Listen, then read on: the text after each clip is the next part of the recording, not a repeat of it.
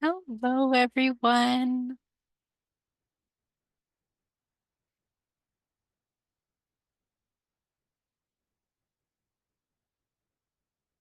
We are so excited to be seeing so many of you come in to join us today.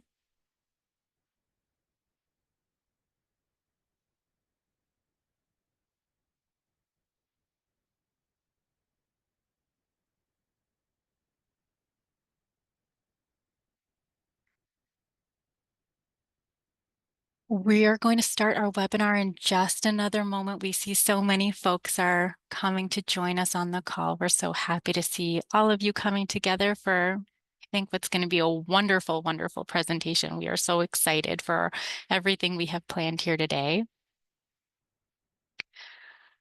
And I really just want to say hello and extend to all of you a very warm welcome for joining us here today for our 14th annual Global Accessibility Awareness Day celebration. Um, we're very excited to spend the next hour diving into our special presentation today, which is really focused on creating inclusive workspaces. And before we get started, we're going to open up the day with a land acknowledgement. Here at D2L, we know that our work in Canada takes place on traditional treaty and unceded territories that are home to many First Nations, Métis, and Inuit people. Our D2L headquarters in Kitchener, Ontario, are situated on the Haldimand Tract, land granted to the Haudenosaunee of the Six Nations that includes the 10 kilometers on each side of the Grand River and within the territory of the Haudenosaunee, Anishinaabe, and Chinatan people. We're so grateful to live and work on these lands. In that same spirit of appreciation, sincere appreciation, I am so pleased to welcome today our guest speakers. We are joined by Chelsea Masson, Alex Gligoric, and Karen Hedrick, incredible speakers, experts in accessibility. Chelsea is dedicated to advocate for accessibility, inclusion, and employment equity. She has a personal commitment to breaking down barriers for people with sight loss. She is an outreach coordinator at the Canadian National Institute for the Blind, also known as the CNIB. And as outreach coordinator for the CNIB's Come to Work program, she connects job seekers who are blind or partially sighted with inclusive employers while providing education on workplace accommodations and inclusive hiring practices. As a woman with sight loss, Chelsea brings a unique blend of professional expertise and lived experience to her role. In addition to her work at CNIB, she has a strong background in leadership and mentorship. Chelsea has served as a commissioned officer in the Canadian Armed Forces and has spent 18 years with the Canadian Cadet Program. Over the years, she has developed invaluable skills in program coordination, teaching, and guiding others towards success. With more than a decade of experience in leadership, training, and outreach, Chelsea is passionate about helping businesses and communities create spaces where everyone can thrive. In our presentation today, we have so much planned. Just before we welcome Chelsea to the floor, we'd like to welcome Alex Gligoric. He is here to share a little bit more about the history of Global Accessibility Awareness Day and its impact on our work here at D2L. Karen will later take the stage just before our question and answer period to share more about the D2L Brightspace Community resources that all of you here today, can access for free to assist you in your efforts to continue to build inclusive spaces where we can gather to work and learn.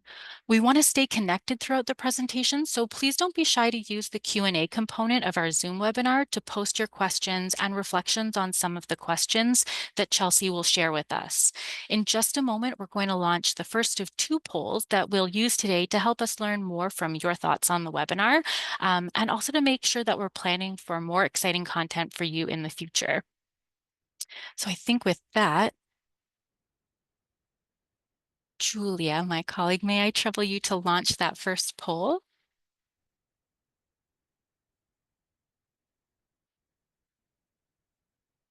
You should see that coming up on your screen now. We have just a couple of questions for you about your current knowledge of workplace accessibility. We'd love to know more about your role. Tell us a little bit more about the work that you do. And we definitely want to learn more about what's bringing you to today's session.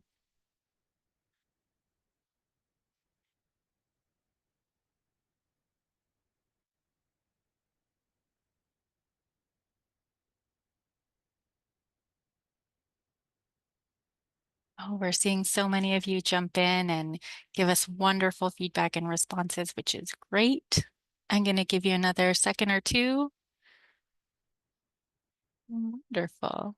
And I'm going to end it there. Thank you all so much to everybody for participating in that poll today. Okay, I'm going to move things over and share our microphone here with our colleague Alex. Thank you so much for sharing with us about Global Accessibility Awareness Day. Awesome. Thank you, Stephanie. So as Stephanie already mentioned, it's so fantastic to have so many of you here for our 14th annual Global Accessibility Awareness Day. And as many of you know, today is all about getting everyone talking, thinking, and learning about digital access and inclusion. For my part, I'll cover a brief history about GAAD and talk a bit about accessibility broadly. We'll also describe D2L's commitment to accessibility and how we practice inclusive design as part of our software development. Then it'll be on to the main event with Chelsea to discuss creating inclusive workspaces. Next slide, please, Julia. So the idea of Global Accessibility Awareness Day started with a single blog post. On the slide here, I have a snippet from that blog post by Joe Devon, written in November of 2011. And on the post, he states that he calls for a Global Accessibility Awareness Day, and that this will be a day of the year where web developers across the globe will try to raise awareness and know-how about making sites accessible.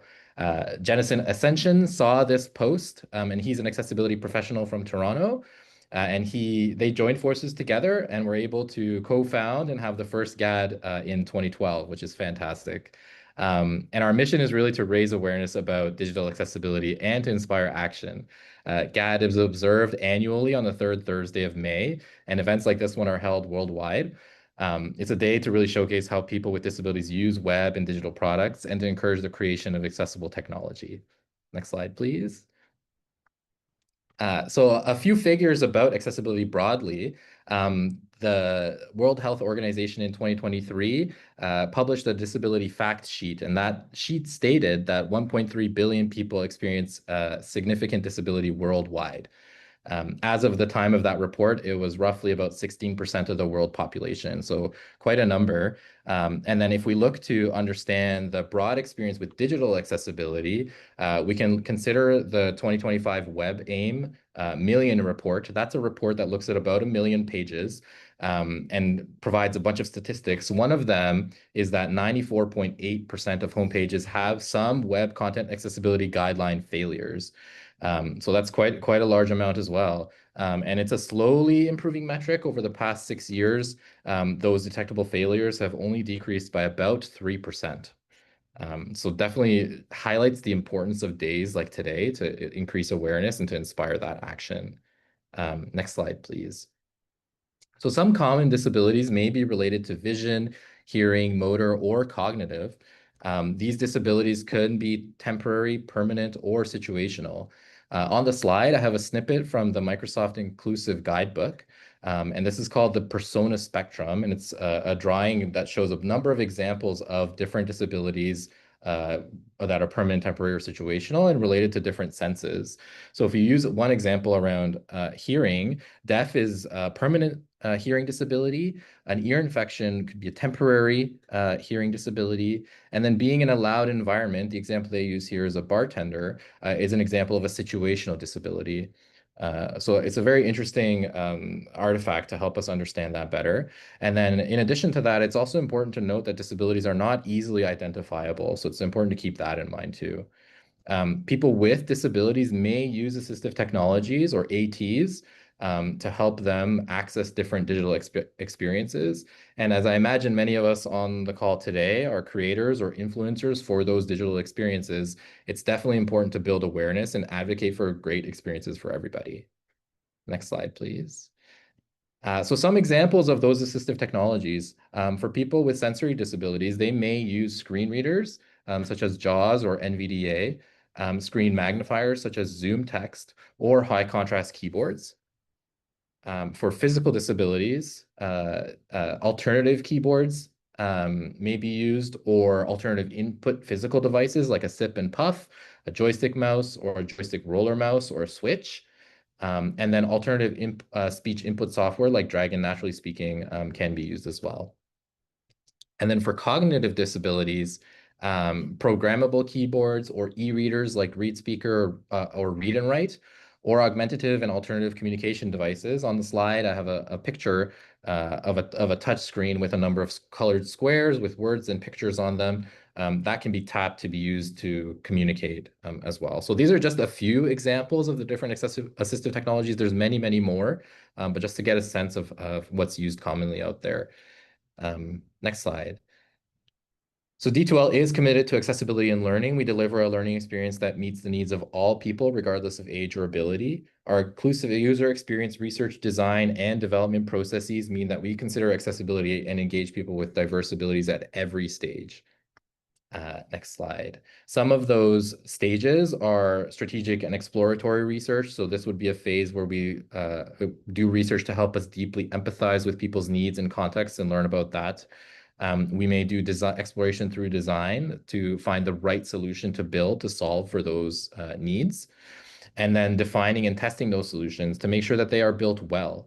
When we talk about doing research, we do research with a diverse set of participants in these stages to gain valuable insights and feedback for creating good experiences for everyone. Who might participate in that? So we cast a very wide net when we look at research. We try to be inclusive and try to have representative populations as much as possible. In that, we definitely consider people with disabilities and users of assistive technology. So we have a couple places to draw from. We've curated a research database over time with many participants who's offered us feedback.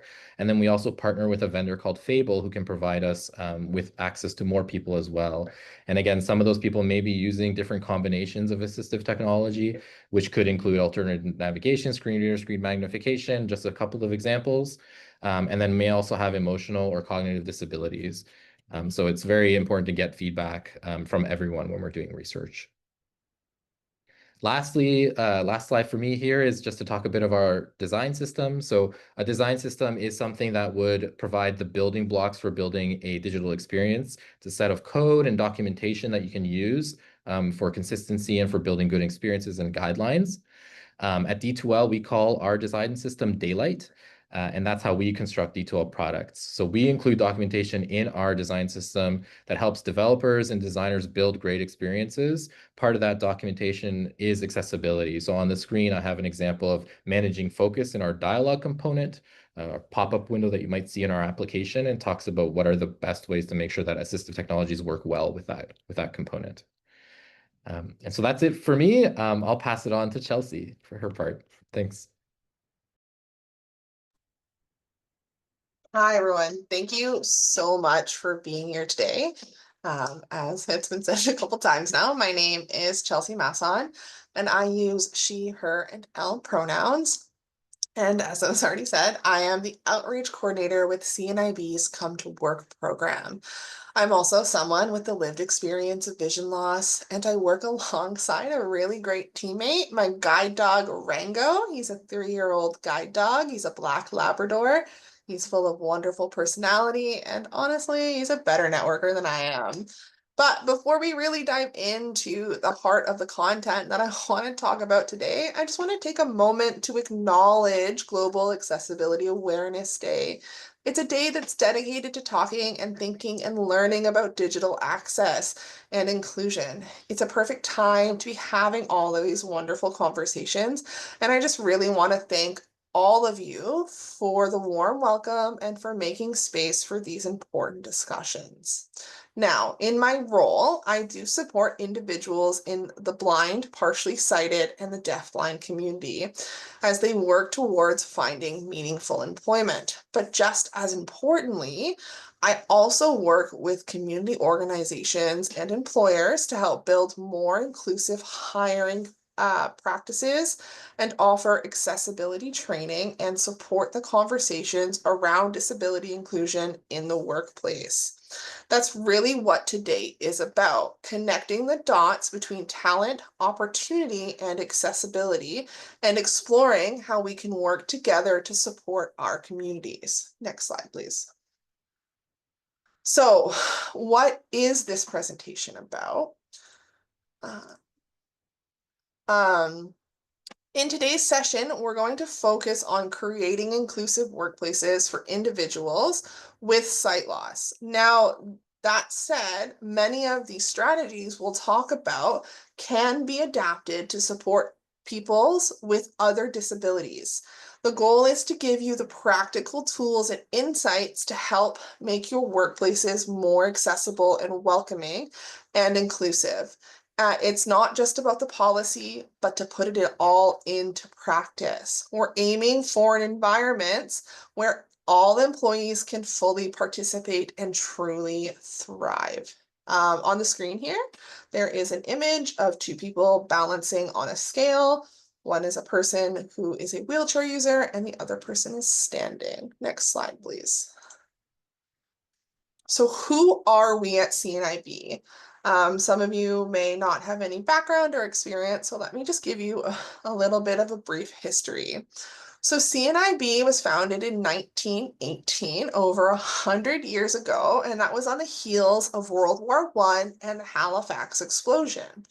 We were initially founded as a rehab organization to support these two very large catastrophic events, but over the years, we have since grown, adapted, and bloomed in this wonderful organization that now focuses on breaking down barriers for Canadians who are blind, partially sighted, or deafblind. Our work spans across so many sectors, from accessible tech to advocacy to education, community programs, and what brings me here today, the employment field.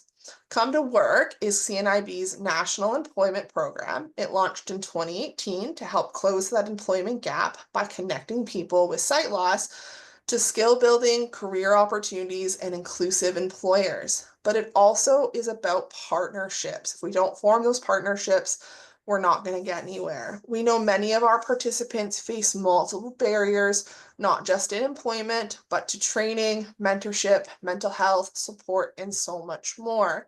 Together, we can move beyond inclusion and build real support systems that are sustainable, empowering, and grounded in community. Next slide, please. So, why inclusive workplaces really matter? The stats on inclusion workplaces. We could talk about inclusivity until we were blue in the face, but when we actually really look at the numbers, it actually shows us why it really matters and what we're really talking about is actually having an effect in the world. So because inclusion isn't just a feel-good concept, it's smart business. McKinsey founded, so this report founded that with diverse teams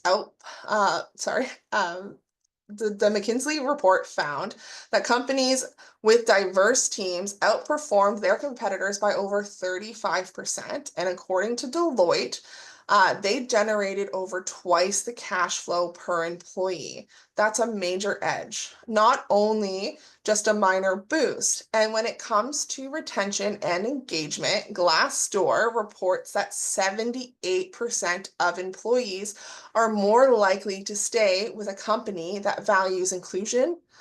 And Deloitte, again, found that these employees are 83% more engaged.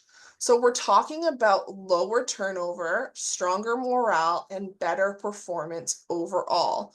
From a brand perspective, Accenture found that 76% of consumers prefer to support companies that are visibly more inclusive. We saw this in the real world not too long ago. Companies that dropped DEI policies, lost customers, and companies that stood firm in their policies maintained brand loyalty and customer base.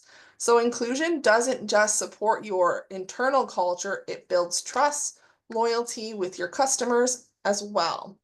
And when it comes to innovation, the Boston Consulting Group showed that a diverse team generates nearly 20% more revenue from new ideas. That creative edge helps teams make better decisions and move faster.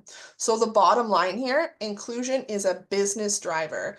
It fuels growth, it builds stronger teams, and it helps you earn trust from both staff and community. Next slide, please. So One of my favorite parts about my job is actually seeing how people with sight loss thrive in their careers, especially when it comes with the right accommodations in place. So when employers actually put things into practice. So let me tell you about John. John is a software engineer who is blind and works at a major tech company. He uses a screen reader and accessible coding tools to write and test software every single day. His employer ensures that their systems are compatible with assistive tech and provided a bit of hands-on training to all their staff so that John could hit the ground running. And that's just it. A few thoughtful adjustments, and he's doing the work he loves. And then there's Sarah. She's a financial analyst with low vision. Her company customized her spreadsheets for better contrast, and she uses a magnification software to navigate complex data sets. These aren't huge changes, but they make all the difference and let her bring her full talent to the table. Stories like these are what we want to see more of, and they are just the start. When employers start asking, how can we make this work, and not can it work at all? Next slide, please. So the facts about sight loss. So we're going to just talk a couple more little facts here. So there are more than 2.1 million Canadians living with some form of sight loss. That's a really big number, and it's only expected to rise as our population ages. Something people often are surprised to learn, that a majority of people with some form of sight loss actually still have some functional vision. I myself am legally blind and have a fair amount of my residual vision. Sight loss exists on a spectrum. It's not always total blindness. It can mean anything from light sensitivity to tunnel vision or blurred vision in certain parts of the visual field. And when we look at the more common causes, I'm going to talk some factual clinical terms here, and we can definitely, if you're interested, discuss these further. But the common causes of vision loss are actually age-related macular degeneration, and then there's glaucoma and diabetic retinopathy, which together make up about 30% of cases. And of course, there are other causes, including congenital blindness, which makes up around 20%. But the bottom line, vision loss does not dictate a person's ability, work ethic, or potential.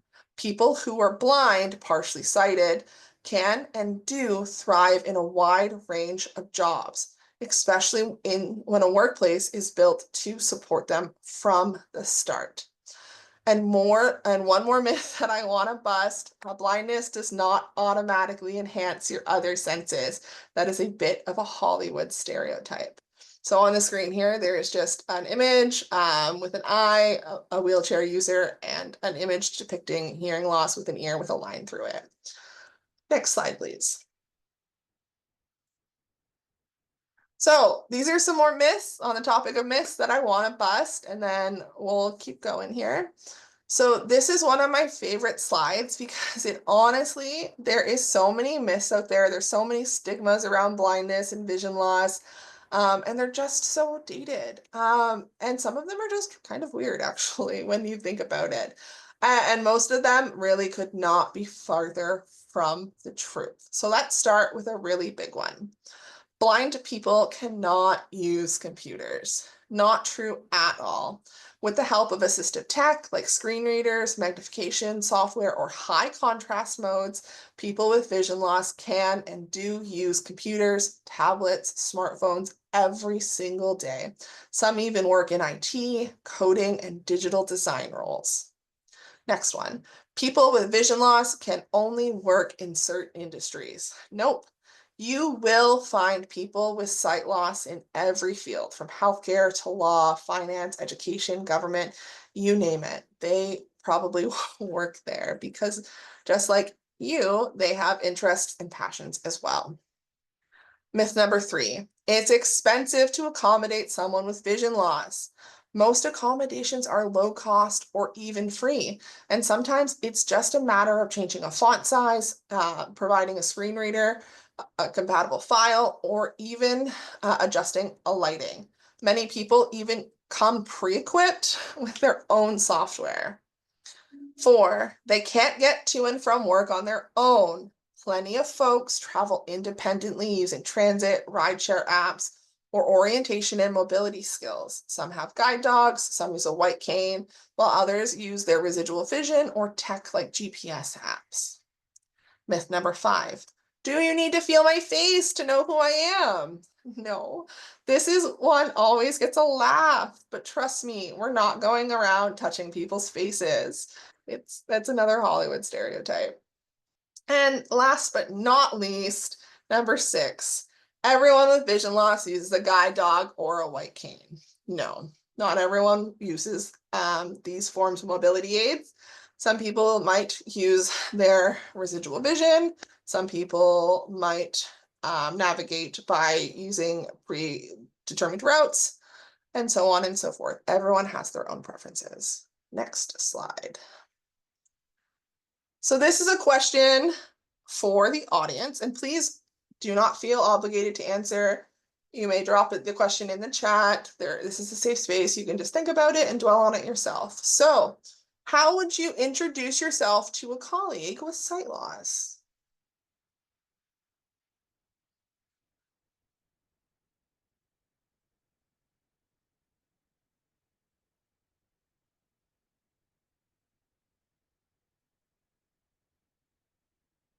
Do not have the chat open, so forgive me if anyone is dropping things in the chat. Okay. I am going to move on to the next slide.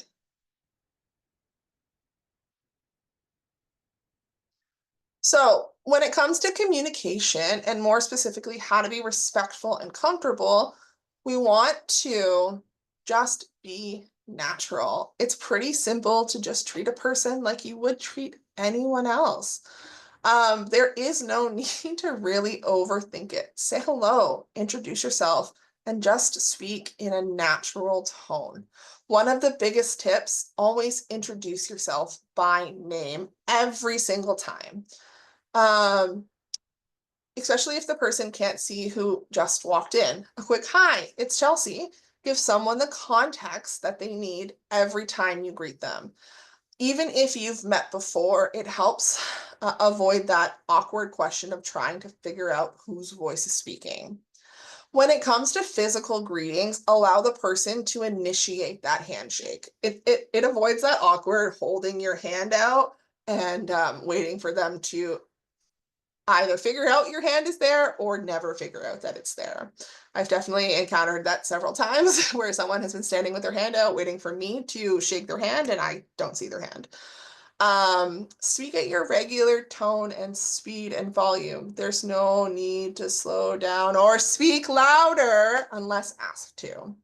Address the person directly. Don't talk to the person they're with, or in the case of someone who is deaf-blind, their intervener, unless that's how they've requested that you communicate with them. Respect that they're capable of setting that up for themselves. Here's something else that makes a big difference. Acknowledge when someone enters or leaves a room or a conversation. A quick, hey, Sarah just walked in, or hey, I'm heading out now. We'll talk to you later, helps keep everyone in the loop. And when you're giving directions, instead of saying it's over there, try to be more specific, like the door is on your right, about 20 feet away. These details really matter when someone can't rely on a visual cue. Oh, and one last thing, don't worry about using cited expressions like see you later or did you watch that show? Many of us use these expressions on a regular basis and it's totally fine. Next slide, please. So, workplace expectations. When we talk about inclusion, I think it's important to start here. Employees who are blind or partially sighted are held to the same performance standard as their sighted colleagues.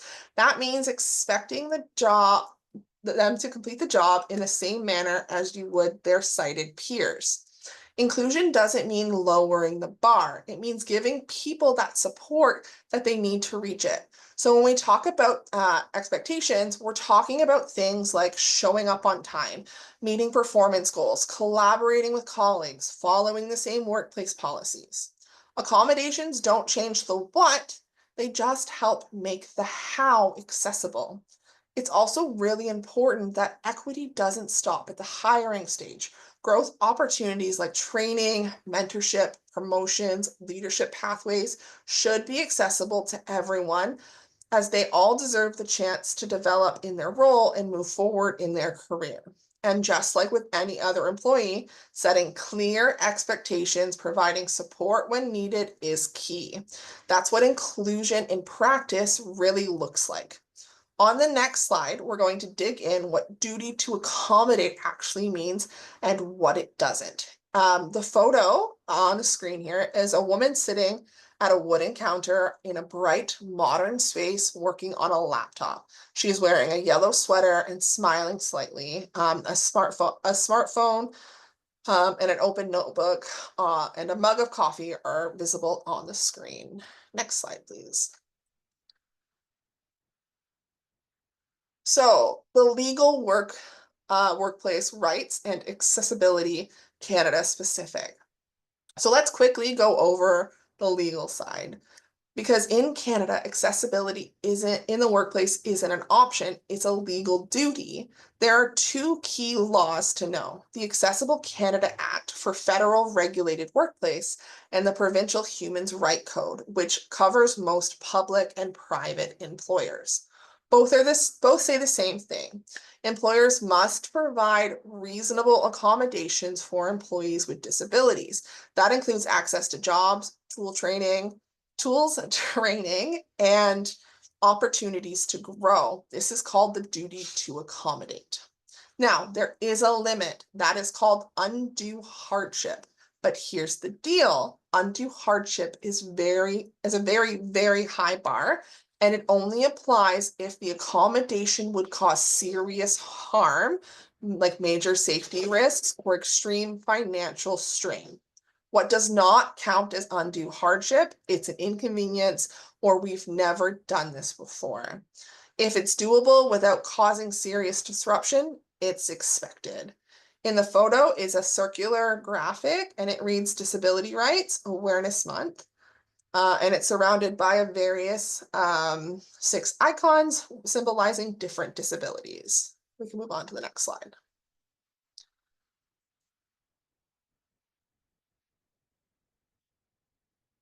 So physical access.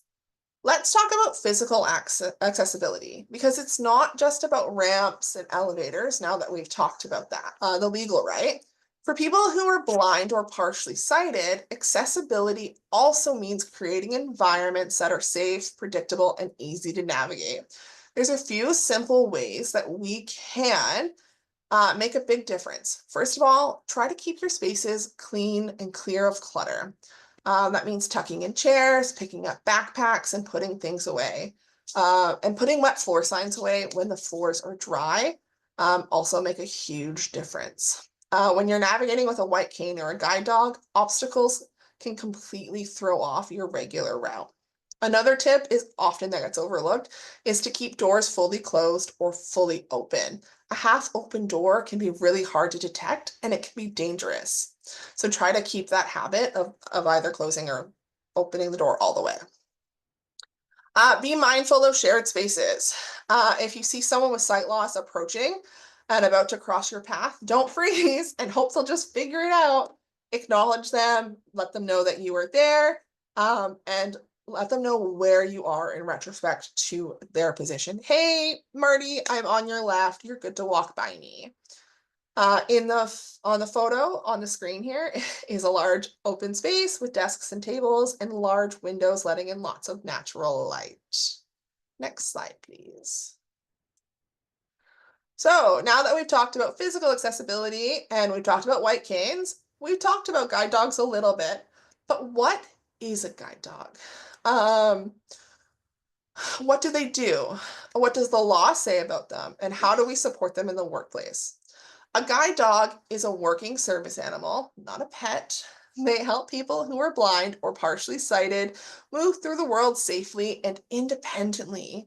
Now, a common couple questions are, can guide dogs go anywhere at work? And yes, under the Canadian Human Rights Act and laws like the AODA, the Accessible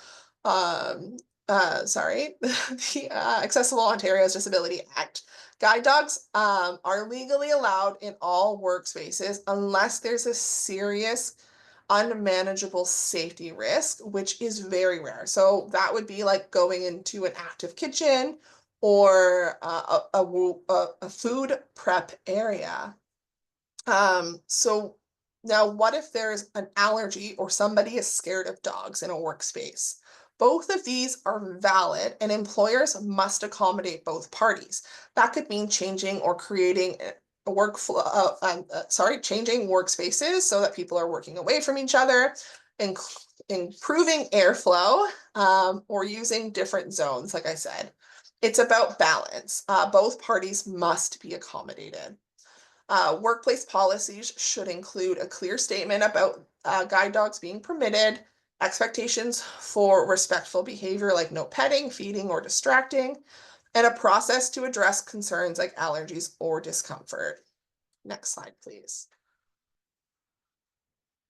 So I'm going to pose another question, and you may feel free to answer or not answer in the chat, but what should you do if you see a colleague who is blind or partially sighted struggling in a new environment? And there is a photo on the screen here of two hands reaching out to one another. And I did realize I did not describe the photo on the previous screen. I'm really sad because it's one of my favorite photos in this slide. And I'll just describe it now because I know what photo it is. It is two guide dog handlers, one male, one female, walking down the street with their guide dogs, one black lab, one yellow lab. And the photo was actually taken of myself and my friend while we were in guide dog training.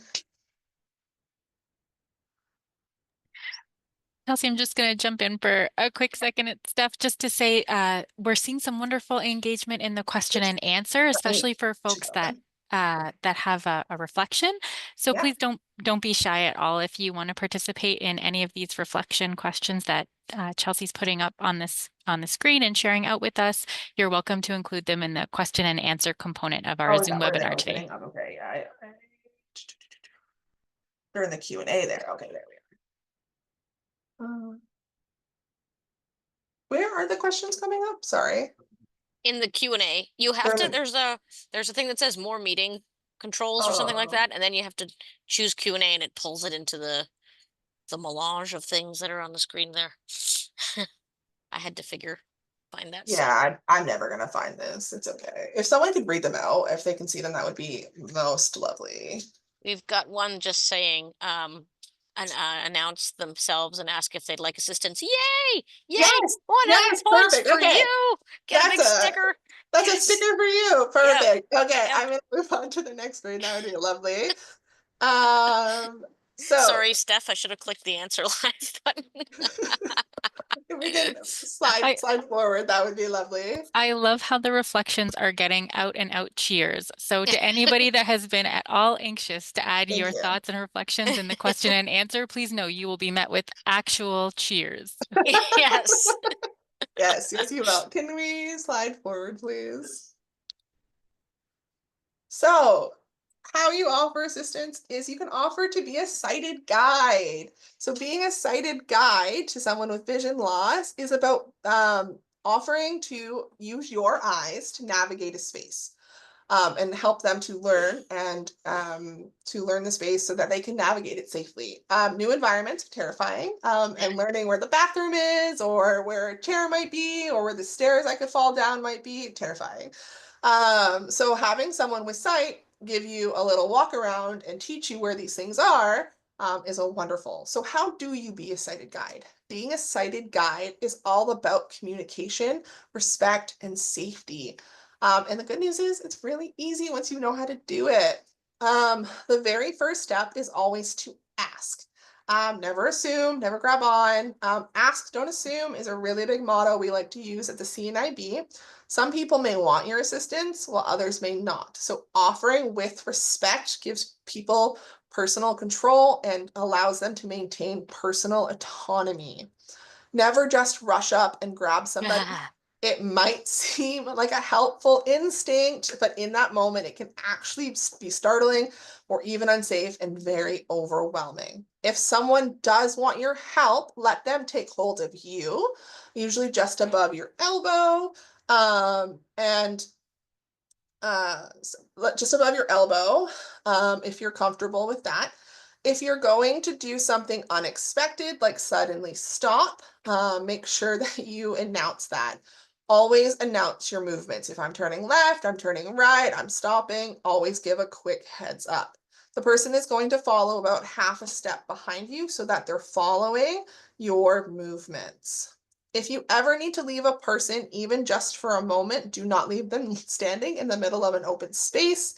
Guide them to a solid object like a back of a chair, a wall, a railing, so that they may orient themselves and feel grounded. Now, if the person has both hearing and vision loss and there is an emergency, there's something that of a very helpful trick that you can use that we've learned in the community, and this is called the X. So you're going to walk up behind them and draw an X from shoulder to hip. And this would be one of the very rare times that you're going to grab onto somebody and guide them from the danger. This is a universal cue that means we need to move now, usually used in urgent and unsafe situations. If something is potentially dangerous, always stay calm and clearly say what's going on. The biggest takeaway, sighted guide is about supporting, not taking control. You're there walking with the person, not for them. There is a photo on this slide. It is a sighted guide assisting a person with vision loss, demonstrating the proper technique. So next slide. So best practices for inclusive meetings and presentations. When we're running meetings or giving presentations, creating an inclusive environment for people who are blind or partially sighted doesn't take a total overhaul. It's about just being a bit more thoughtful and intentional. Since today is GAAD, Global Accessibility Awareness Day, it's the perfect time to reflect on these small but impactful changes we can make to ensure that everybody is a part of the conversation. Let's start with accessible materials. If you're sharing out documents, make sure that they're usable with screen readers. So that means tagging PDFs, readable Word files, or plain text if requested. And if somebody asks for large print or braille, try to provide them ahead of time. Then there's how we welcome people in. Whether you're in person or online, a quick introduction that offers context like, "Hi, I'm Sarah. I'm seated near the whiteboard," can help someone orient themselves in a space. When using visuals, don't just say, "As you can see on the slide here." Instead, describe when there's something like the slide shows a bar graph comparing Q1 and Q2 revenues. It brings everyone into the experience. In group settings, especially virtual ones, say your name before speaking. It makes it clear who's talking, and make sure you address who you're speaking to. Use their name instead of relying on eye contact or gestures. Also, try to avoid using vague language like this or pointing without explaining. Instead of saying "this chart is important," try saying "the chart on the left side of the screen showing the survey results is key here." Lastly, be clear about when the meeting starts and ends. This helps the transition, especially for folks, using assistive tech or taking notes. I've definitely been in like a meeting and taking notes, and because I don't have any peripheral vision, everyone's gotten up from the table and I'm just sitting there like nose down in the book, and I'm now alone in the meeting room by myself. And I didn't know for like 10 minutes that I was alone and the meeting had ended. I thought that we were just taking like a quiet break. On a day like GAAD, it's a good reminder that accessibility isn't about perfection. It's about awareness and making the effort to include everyone in a meaningful way. These simple shifts go a long way in creating impact for everyone. There is a photo here showing a group of different diversities. We can move forward. So making workstations accessible. One of the easiest ways and impactful ways to build inclusion is by making workstations accessible. At Come to Work, we help job seekers find employment and learn about assistive tech. And honestly, many people are surprised about how simple and affordable it is. But some common examples of assistive tech include screen readers like JAWS or NVDA, which have already been mentioned. These convert text to speech or braille. For those with partial sight, they use tools like Zoom Text, which can help with magnification or contrast. But there's so many tools that are already pre-built into devices, like VoiceOver on iPhones, TalkBack on Android. Sorry, my glasses are speaking to me. I love tech, it's great. Since we're on the topic of tech, I just wanted to mention CNIB's Access Labs. They work with organizations to rely on assistive tech. They go into your organization, they can review your built environments like your tech, your websites, and your also built environments in your office spaces, and let you know what might need updating and what is being done well. So if you're unsure where to start and want to check how you're doing, Access Labs is a great resource. The big takeaway is accessible workstations support everyone, and getting started is easier than you honestly might think it is. Next slide, please.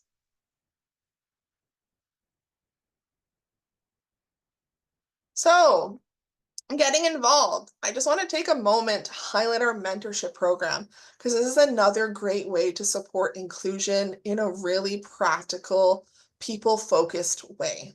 Through the Come to Work, we offer our mentorship opportunity program, where professionals can support job seekers with sight loss. The commitment is light. It's just 1 hour a month for 3 months, but the impact is huge. Mentors help build confidence, share insights, and offer guidance that can really shape someone's career path. It's also a great way to grow within leadership and coaching skills within your own team.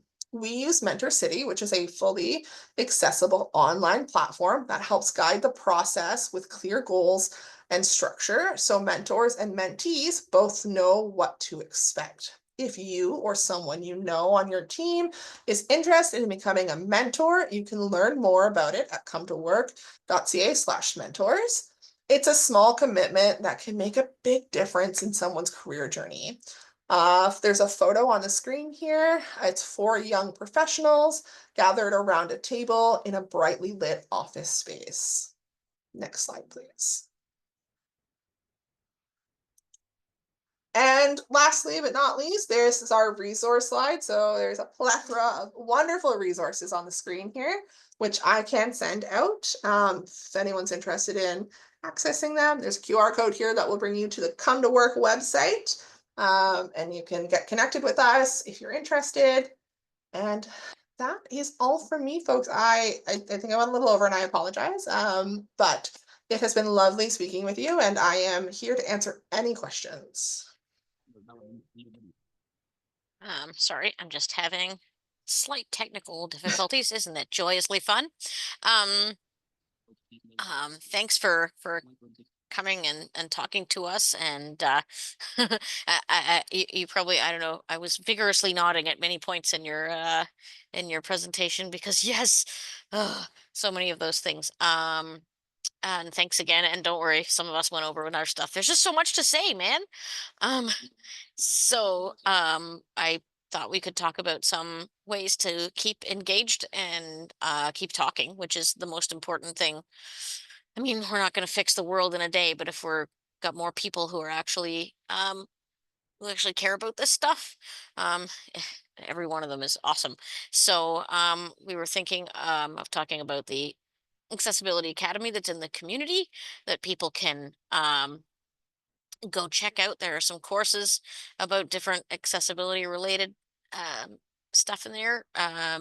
We didn't highlight all the courses because some of them weren't sort of related to what was being talked about in this session, but we included the 3 keys to more accessible communication, some like basic things about what you could write in your emails, to not say click here and all those fun things.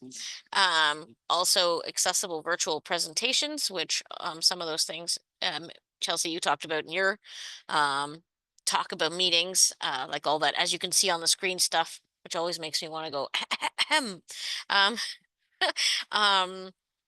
and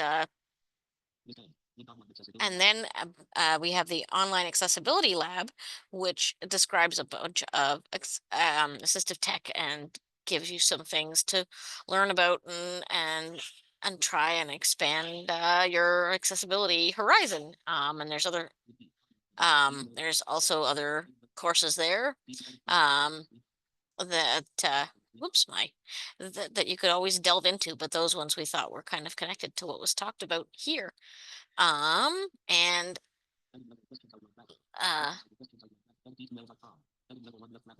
okay, and now we have a outrow poll, the final poll that we're going to launch, all about sort of how you felt about the presentation today. So please, please, please. Oh, Zoom stole my focus.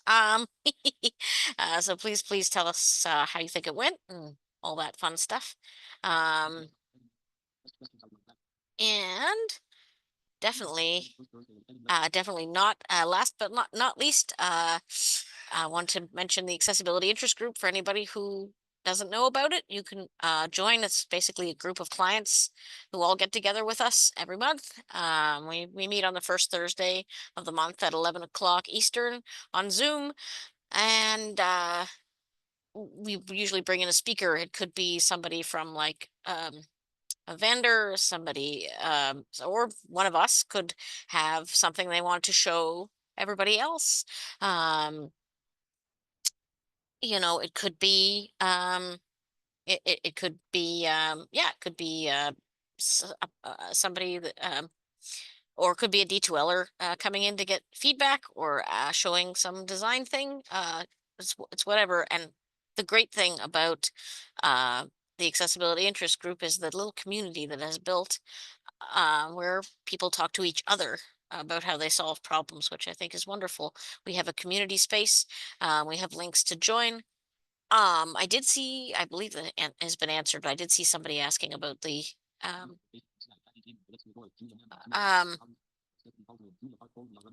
um, sorry, so I believe that things will be available so you can get all the happy resource links and all that stuff. And so now finally, because we all like to talk so much, we've hit the Q&A. So if people have questions, I'm going to try and get Zoom to cooperate so I can find them. Maybe somebody. We had a great point that was added by Denis, who had mentioned that in addition to some of the points that we discussed in the presentation today about how important it is to announce your presence and introduce yourself, and asking if someone would like assistance before you jump in and begin touching a stranger. Yes.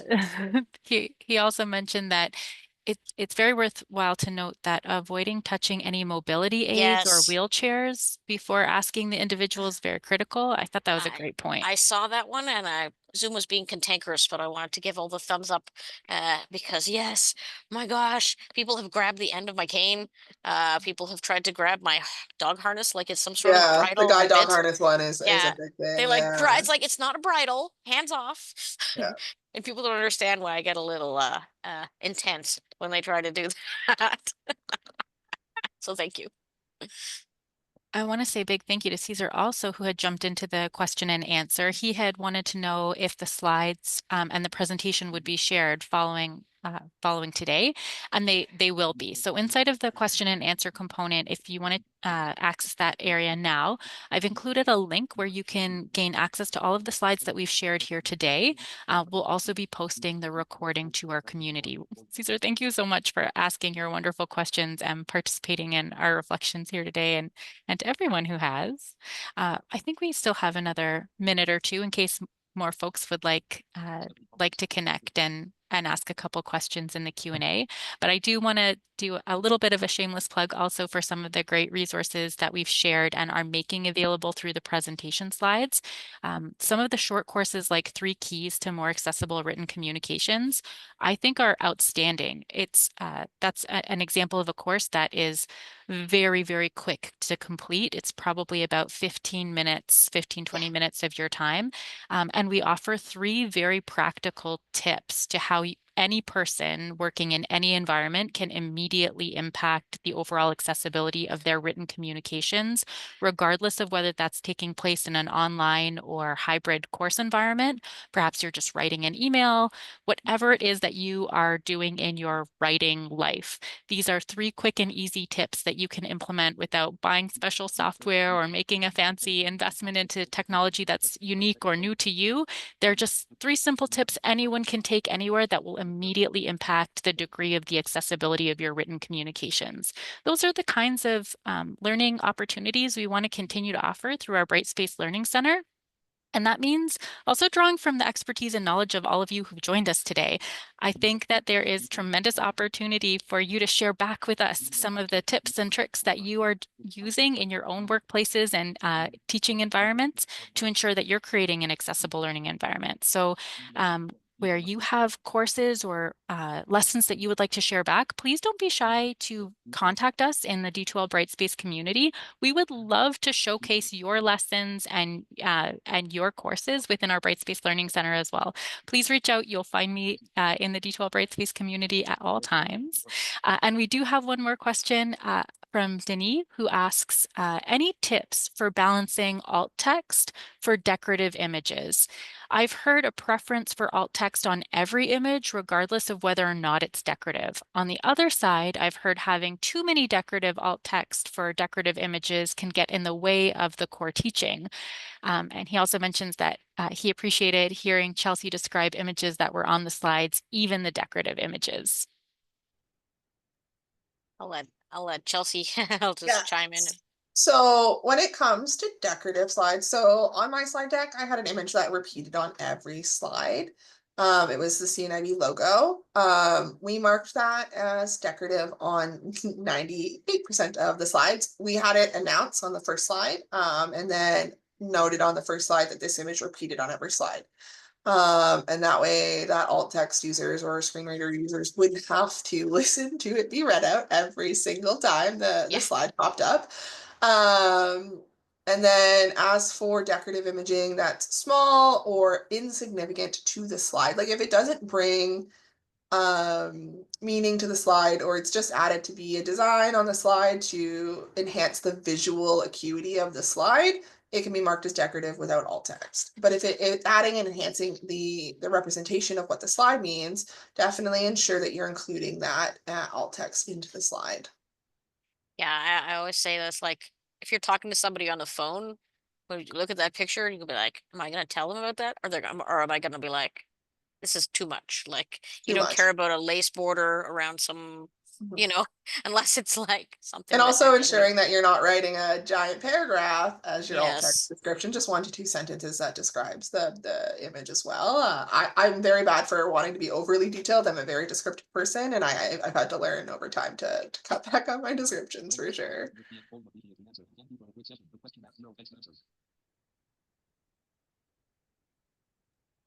Jenny has just offered an additional thank you so much for responding to that question. I think it's a great one. We want to keep that conversation going. So really a big big thank you to Chelsea for the incredible presentation, for Alex, your contributions to share more about GAAD with us, and Karen for sharing about these wonderful resources and our accessibility interest group. We hope to keep that conversation going with all of you in the accessibility interest group and in our D2L Brightspace community. Thank you for making GAAD Day such a special one for all of us by attending, by contributing your thoughts, and keeping that conversation going.